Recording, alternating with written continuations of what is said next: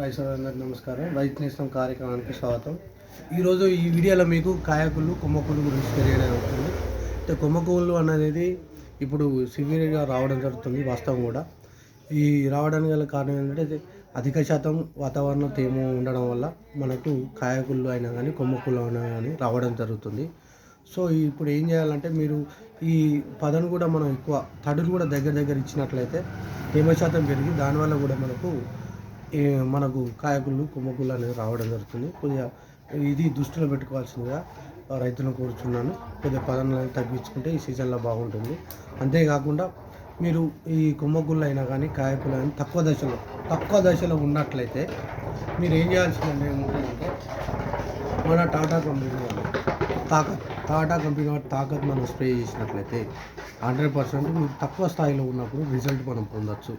అదే కాకుండా ఇంకా మీకు సింజేటా వారి కంపెనీ వాళ్ళది స్కోర్ కూడా లభ్యమవుతుంది.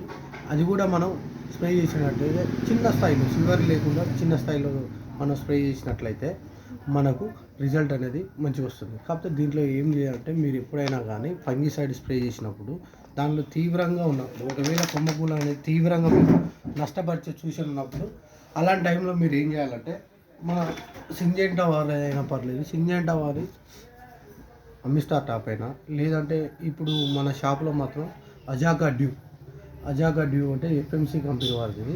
దీంట్లో మనకు వచ్చేసి ఈ అజాక్సి స్టోబ్ని ఎక్కువ ఉంటుంది. అజాక్సి స్టోబిన్ ప్లస్ డైబికోనజోల్ ఉంటుంది.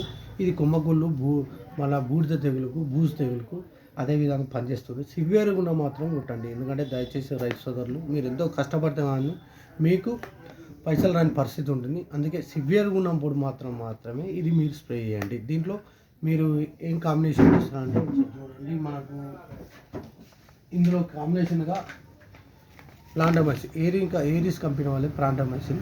ఇది మనం కలిపి కొట్టుకున్నట్లయితే కంపల్సరీ మనం ఉధృతిని తగ్గించుకోండి. కాకపోతే మాత్రం మీరు చేయవలసిన మొదటి ముచ్చట ఏంటంటే మీరు ఇది స్ప్రే చేసిన తర్వాత మీకు సంబంధించి మళ్ళీ 10 days వ్యవధిలో ఉధృతి బాగున్నట్లయితే మళ్ళీ 10 days వ్యవధిలో బేయర్ కంపెనీ వాళ్ళది నాటివ్ మీకు లభ్యం కావడం జరుగుతుంది. బేయర్ కంపెనీ వారి నాటివ్ ఉంటుంది.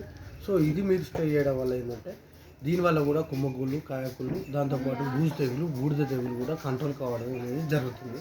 దయచేసి రైతులందరూ గమనించగలరు. ఇందులో కూడా మీరు ప్లాంటమైసిన్ వేసి పెట్టినట్లయితే 100% రిజల్ట్ అనేది పొందవచ్చు.